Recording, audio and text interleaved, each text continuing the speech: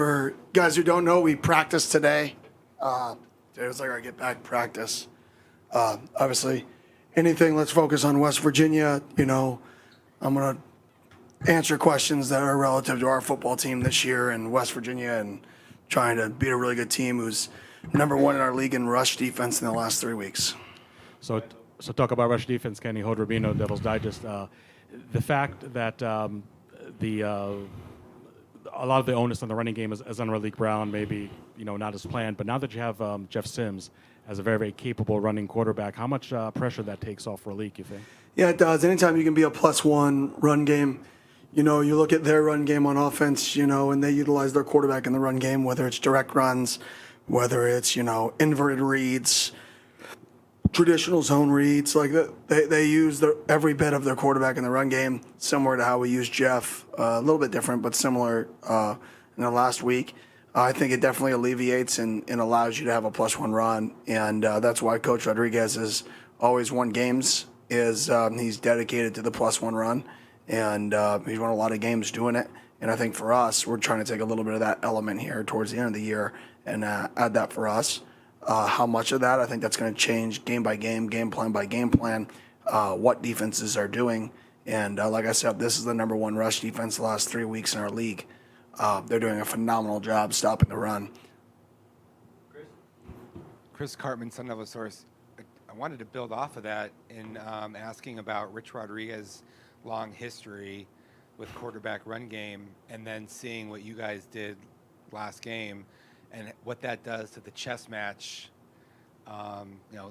His defenses are obviously more prepared to defend that kind of stuff generally. So what does that look like to you? 100%. I mean, their defense is going to face some of that.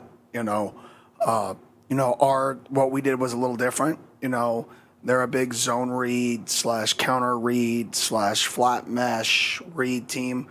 We were more last week direct run. There wasn't a read. It was catch and run. And when you catch and run, it's more of a math problem, right? When you're in the zone read game, it's more schemey and a numbers advantage and triple option based. So they're a little bit different philosophically, but the premise of it's the same. It's one extra person. So Coach Rodriguez is a guy that I've studied for a long time, his offense, dating back to when I was a high school coach out here, and he was the head coach in the state, and he did a phenomenal job down there. Won a lot of football games. So for us, and for me, this is a really good challenge. And his team plays really, really hard. They're on a 2-game win streak. They could very well be on a 3-game win streak. So this is a team that's getting better and better and better. And is their rushing attack similar to Utah, or how would you? I wouldn't say it's similar to Utah. I don't know if we faced a team like him in their scheme yet.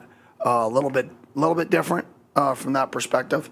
But they successfully run the ball at a high rate. They threw the ball last week at a really, really successful rate. So like I said, this team's getting better and better and better throughout the year, and it shows. Hey, Kenny, Blake Neiman, Fox 10 News. Given the guys the week off of practice last week, what have you seen from the rejuvenated emotional reset and the way they've come back with a new energy? Yeah, we had good energy out there today. Today was just like a kind of get our feet back. It was only a 10 period, work the kinks out. So Tuesday's practice of a game week is really good. So I think we worked some of the kinks out today. We hit, we got to thud a lot. We got to play catch. So I thought the guys' energy was good. Like I told the guys, this is a great opportunity for us to, we did something a little bit different. Thought it was necessary. Let's go put in the work now. And hopefully it was a good decision. Hey, Coach, it's good to see you once again. It's Aya Abdeen for Devils in Detail. When it comes to finding a spot for a Big 12 championship, in which I know that the road is tougher than it was last year, how does the team look to take its approach game by game, and especially knowing that Arizona State would have to win the last 3 games in order to get in? Yeah, we're just focused on from beginning of the year being the best version of us. Like I told the guys, we've been horrible at responding to success this year. We've been really good at responding to failure, but we have not responded to playing a good football game or beating a good team well. So we need to do that. We need to show this season that we can play a good football game and come back and play another one and stack them. And that's what I'm excited for. I'm excited to see if our guys can go out there, play with the same passion and energy back-to-back weeks and stack good football games. Hi, Kenny. Max Pito, Walter Crockett Sports Network. Two-part question. First part, kind of as a last reflection on the bye week, what did you do necessarily? Did you enjoy a little bit of the rest? You wanted everyone else to take the week off. Did you at least give yourself a little bit of a break? I mean, a week off is a relative term, right? It's a week off from going out on the football field. I think sometimes when people use the word week off, they think that, I went over to Disneyland for like 5 days or something. Like, we did not go on the football field, for a week. We did not take a week off. We just didn't go on the football field for a week. So, yeah. So what did I do? I watched tape. I watched recruit film. I, watched West Virginia, ton of West Virginia. I went on the road recruiting.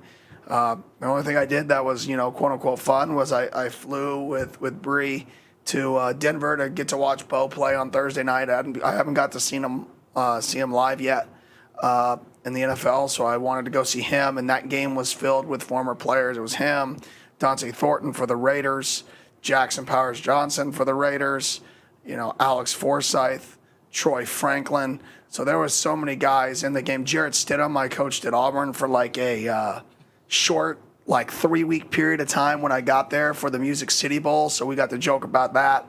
So, I got to go be around, a bunch of guys that I coached in that game. So it was an opportunity that I wanted to take advantage of during the bye. But other than that, it was, business as usual. Noted. And then second part, going back to what you said about Rich Rod, obviously you said you studied him for a very long time. He's one of the very well-known examples of alma mater of the school, is dedicated his whole life, was a part of a generation of West Virginia that just was consistently competing for national championships. For you, is that something else that you maybe admire about Rich Rod, considering you're an alma mater here and you're already experiencing that success? And do you embody, do you look up to him? Well, I think Rich Rod's coached at a lot of places. So Rich Rod's kind of been all over the country. I think the one thing that, like I said, I admire about him is his teams play really hard. They play tough. They play physical. They know who they are. They're going to fire off the ball and double team your 3 technique. They don't care if they get to the backer. They're going to double team the 3 technique. They're going to put your 3 technique 6 yards deep, right? They have a mindset and a way to play the game that is attacking and physical and aggressive. And I think that starts with him. And every team you've ever watched him coach plays the game with that level of passion and intensity. And I think that's what I admire about him is the way his teams play. I think anytime that you're a coach and other people can say your teams play hard and physical, right, I think that's a win. And I think his teams do that. Hey, Coach. Luke Lumler, Sun Devil Source. You mentioned that identity and that physicality that you admire about Rich Rod's teams. Coming off of a week where you, like you said, you guys had a lot of basically one-option runs, where you just run straight ahead, push the other team ahead. How can you carry over that physicality and search for an identity of that sort kind of heading into the back end of the season? Yeah, I think, from now till the end of time, running the ball and stopping the run is always a recipe to win football games, right? If you can successfully run it and you can successfully stop it, you're going to win more games than not. Now, you can't do that at the detriment of being balanced and the detriment of, running your head against the wall, right? If a team doesn't want you to run it, they should be able to do whatever is necessary to stop it, and then vice versa, you've got to counter, right? So I think we always want to hopefully run the ball and establish the run, stop the run. But there is a time where you have to say, well, we're not going to bang our head against a wall if they're selling out to stop something, and we have to take what they give us. There's the balance in the game that you got to create. You just got to be able to run the ball when the numbers are right. When the numbers are right, if you can't successfully run the ball, then you're in trouble. And I think what Jeff provided was it gave us sometimes earlier in the year when the numbers were right, we still couldn't run it. I think Jeff provided a spark that when the numbers were right, we could run it successfully, which then opened up the first half passing game, which we had, which was nice. And you've talked a lot about how you and your coaching staff can help your quarterback, whether it be Sam, whether it be Jeff, and put him in a position to succeed. Coming off of the best week of his career and national recognition, I'm sure a lot more attention will be put on Jeff and what he brings in the run game. How can you and your staff make sure you set him up fully for success against a defense that, like you mentioned, has been very good? I thought he threw the ball well, too. He had a huge third down conversion to Shimon on a man deep over route, right, which extended the drive. On the flea flicker, he threw the ball into the window for a great catch by Malik. So, I mean, I thought he threw the ball well. We didn't ask him to do that a lot in the second half just because there was some elements in the rain. The defense was playing really well, so trying to play some complementary football there and got the win. But I thought he played I thought he threw the ball really well. I thought he controlled the perimeter versus some pressures, throwing screens, whatever we asked him to do, throwing hole shots versus corner cat, because that wasn't the plan. Like, he did a really, really good job taking what the defense gave him in that football game. Hey, Kenny, Jordan Ham, Sports 360 AZ. Do you have any health updates on the team coming out of the bye? Yeah, I mean, X, unfortunately, is going to be out for the year. I mean, we were trying to get him back, but, that's a kid who's been a staple of this program, since we got here as a staff. He's one of the heartbeats of the program, so it just pains me that he's not going to be able to make it back. But, I'll update that more and get more specific on that later. Yeah, that just sucks for him. But, he's a great kid, great competitor.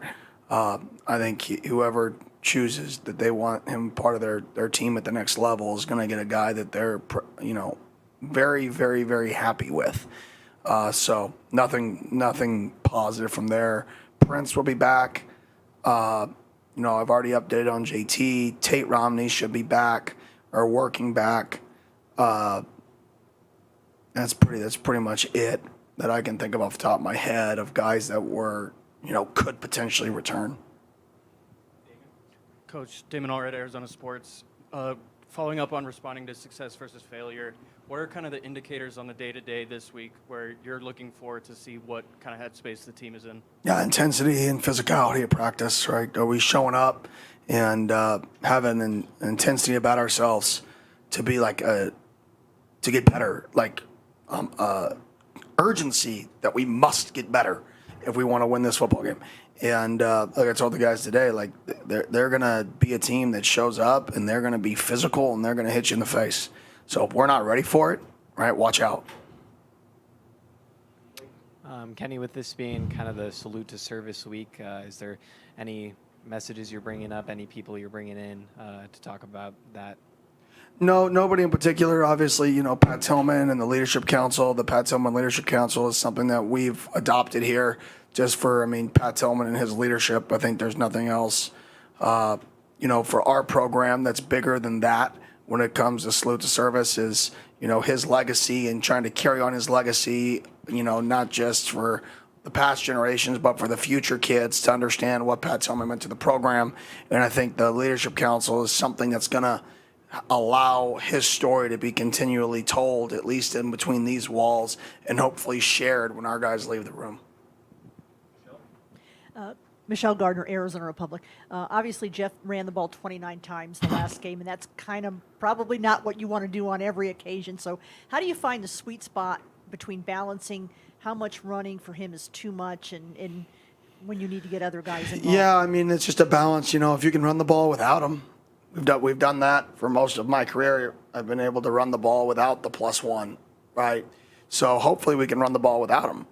Well, then if you can't run the ball without him, is it because of a numbers problem or is it because, they're winning with less? And if they're winning with less, it means the windows aren't going to be open either. So now you're going to have to utilize them. If they're winning with more, well, we don't need to force him to run, kind of like we did last week at times. We got to throw the football. So I think football is just a numbers game.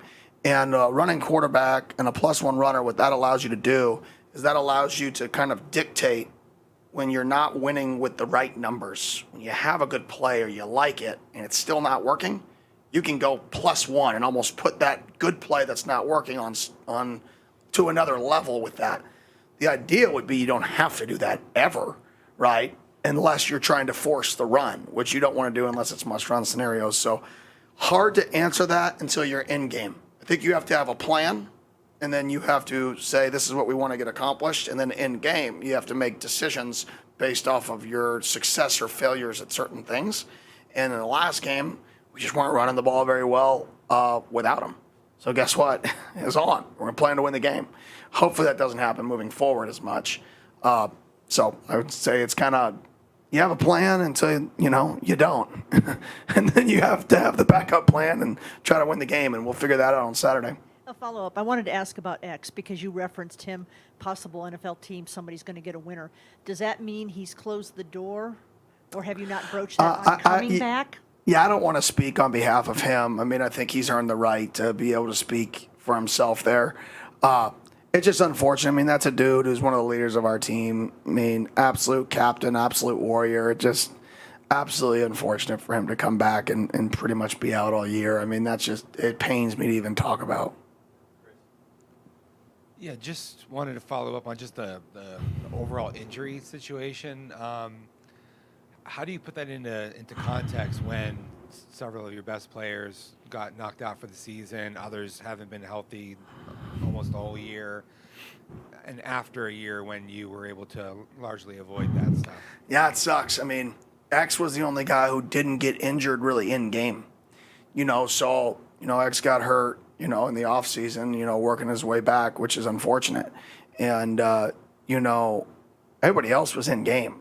So that's the part that sucks is when you're having a lot of injuries in games. So, we didn't have it last year, and now 4 of our 6 guys who went to media day are out. And that's not fun. That's not ideal. But, like Wally said after the game, nobody cares. You got to find a way. And that's something we'll assess after the year. And maybe we got to be more physical in spring and fall. That way games aren't drastically more physical than our practices, because we did kind of tail back this year. So those are all things I'm looking at in terms of how to prevent those things from happening. But, I'm kind of just throwing things at the wall, to try to get it fit, to think about reasons. I don't really have, last year we were healthy and we're a very similar team. And I know you're just one day at a time, but to still be a 2-loss conference team at this stage, given all of that, what do you think about that? Yeah, I mean, if we were healthy, I'd probably be not thrilled, but, decently happy with where we're at. I mean, this conference is ruthless. It's really, really tough, and we've had a really, really tough conference schedule. When you look at who we've played and the rhythm of how we've played them, was it home, was it away, played a really, really tough schedule. So with all the injuries, I'm very, very impressed by our guys' ability to just keep fighting and not just, cashing it in. They want to make the most out of this season. And how you do that is you go to work today, tomorrow, and the next day. And we still have not played a good football game. That's the part that's the most frustrating to me as the head coach is why is our team, and I get it's hard when you have so many guys out and you have young guys playing. Okay, a young guy gets knocked backwards and holds on a kickoff return. Okay, don't do that again. Okay, you didn't do it again. But then another one of the freshmen did it. Oh, crap. Okay, you don't do that again. Right? Don't so I mean, there's so many things that happen when you're playing into your depth that I don't know if I've done a good enough job adapting in areas to mitigate risk as opposed to continue to be aggressive. So I think I'm learning that I need to mitigate risk in some of these scenarios so we don't have catastrophes. And so, it may not be the best thing, but the negative side isn't as high. So I'm happy with where we're at. We've got a lot of season left to be played. I hope our guys are rejuvenated and ready to go these last 3 weeks because we face a team that's going to hit us in the face this week. Was Texas Tech not a good? You said you haven't played a good game yet. Was that a good performance or? No, I mean we played well on defense at times. We moved the ball well on offense at times. We won the turnover battle by 1-0, but we didn't play a complete game in that game. One of the phases we didn't play great. So I mean, we have yet to play 3 phases of football. We've won on defense, right, in some games. We've played good on offense in some games. Our drive ratio is pretty good, but we didn't finish in the red zone. We've yet to play a game where I can watch, and I'm just happy with all 3 phases. And I'll never be completely happy, right? But I'm man, we played pretty good in all 3 areas, and I'm still hunting for that. That's your goal as a coach, is to play as many games as possible where everybody is playing at optimal level. It's obviously challenging with injuries and all that stuff. It makes it more difficult because you're not as much changing centers halfway through. Then you change quarterbacks. Then you change number one wideouts, right? Then you change running backs, right? Then you change defensive ends. Then you change free safeties. It's like, man, how do you then, because of that, you change 7 guys on special teams. But we still have to do it. Like, that's the goal. Is to win games, but play as good as possible. So, like, I'm hunting for that. Hey, Coach. Ryan Myers, Devil's Digest. When you talk about things like that with, having to balance guys that are in and out and everything like that, do you take into account the fact that obviously last time you guys were at home, you had your first loss in a long time here at the stadium, and having to kind of balance getting back to establishing winning ways here at the stadium too? Not at all. I mean, our guys are going to take the field. I think we're close to a sellout again. Hopefully it'll be a sellout crowd, and they're going to feed off the energy of that, and then we got to go play our best game. So I don't feed too much into like that type of stuff. I think our guys know we want to protect home turf. I think they know our seniors only have 2 games left here, and we got to play these games as good as possible. Kenny, bouncing off of Chris's point about the difficulty of the conference, it seems that nationally the Big 12 has now potentially entered a phase where now everyone sees how competitive each team's schedule is, each team's grind week in and week out. For you, kind of seeing all of the attention that other games have gotten with what BYU Texas Tech was last week, what Utah has now done, even being a 2-loss team, what do you feel like that does for not only programs like you and others that feel confident, like, wow, now everyone knows the grind that this conference is week in and week out more? I don't really pay attention to that. I'm sorry. I just want to be better. Like, I don't pay attention, like, I don't even know how to answer that because I don't focus on that stuff. I just want to play our best football game. I want to come out. I want to play clean football. I want to take care of the football. I want to establish the line of scrimmage. I want to win the line of scrimmage. I don't want to get a billion penalties. Right? I want to keep our hands inside. I want to release when they're outside our framework. I want to move the person in front of me backwards. I want to make tackles, right? I want to tip the ball when they throw it in RPO world, right? And get an interception off of it. I want to run down on kickoff and run full speed through the end zone. Like, that's my focus. Kind of mentioned some of the O-line shifting, and obviously Ben being out hurts a lot, but do you feel like at this point, with knowing who's available and knowing kind of how that's gone so far, that you know what that best 5 that you talked about a lot earlier is, and just what has been the development of that group over the year? Yeah, I thought they had a good game last week or 2 weeks ago, whatever that is, whatever we call that, 9 days ago. I thought they played pretty well. I mean, 0 sacks given up, ran the ball really effectively. So I thought that was their best game.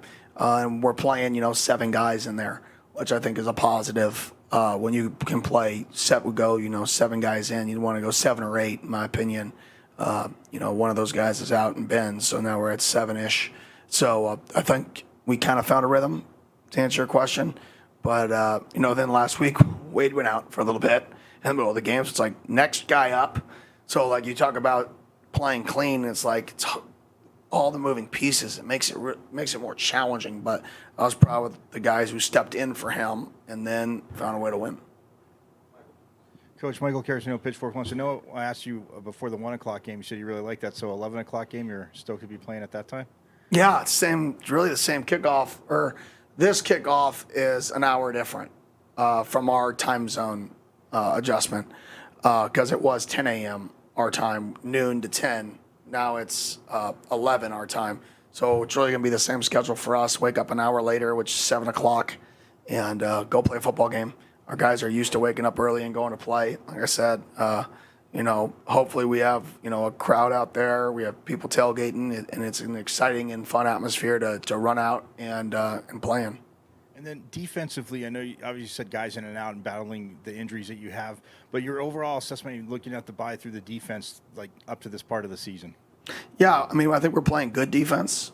I think there's times where we're giving up explosive plays that are hurting us, or getting penalties that are hurting us on third downs. We're getting too many penalties on third downs, I can tell you that, which are giving conversion rates. But I've been happy with how, for the most part, how our defense is playing. They're flying around.